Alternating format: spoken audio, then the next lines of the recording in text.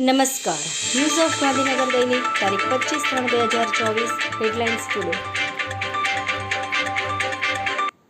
Gaza પટ્ટી પર ઇઝરાયેલે bomb ઝીકતા 100થી વધુના મોત. ગુજરાત સહિત 9 રાજ્યોમાં 5 દિવસ હીટ વેવનું એલર્ટ.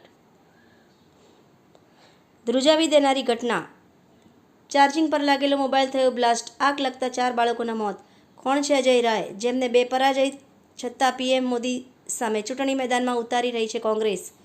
મોસ્કો આતંકી હુમલો. 28 લોકોના મૃતદેહ બાથરૂમમાંથી મળ્યા. વિડીયોમાં એક આતંકી મૃતદેહનું ગળું કાપતો જોવા મળ્યો.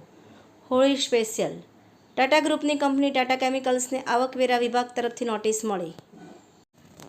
તંત્રીલેખ. ભારતના વિદેશી હૂંડિયામણ ભંડોળોમાં અબજો ડોલરનો વધારો.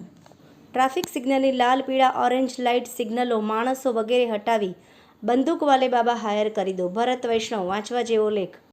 તમામ રાજ્યોમાં મુખ્ય ચૂંટણી અધિકારીઓએ જિલ્લા મેજિસ્ટ્રેટ સાથે મળીને ઉમેદવારોના ખર્ચ વિસ્તાર પ્રમાણે નક્કી કર્યા. ભૂતાનમાં પીએમ મોદીને સર્વોચ્ચ નાગરિક સન્માન મળ્યું. આ વર્ષે હોળીના તહેવારની સિઝનમાં દેશભરના વેપારમાં લગભગ 50% વધારાનું અનુમાન. એનઓજી સાહિત્ય સરિતા ગ્રુપ વિષય રંગોત્સવ પર સાહિત્ય સર્જકોની ખૂબ જ સુંદર રચના.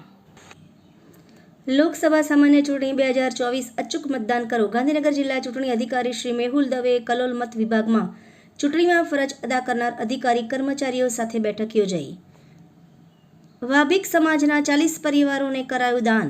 છાપી ઇન્ડિયન રેડક્રોસ સોસાયટી દ્વારા હોળીના તહેવાર નિમિત્તે સાડી અને ધોતીનું વિતરણ કરાયું.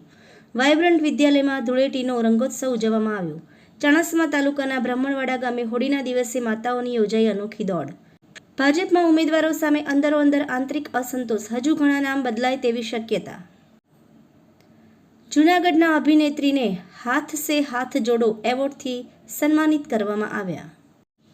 આભાર. મીનાક્ષી રાવલ, ગાંધીનગર. ન્યૂઝ ઓફ ગાંધીનગર દૈનિક જનફરિયાદ ન્યૂઝ.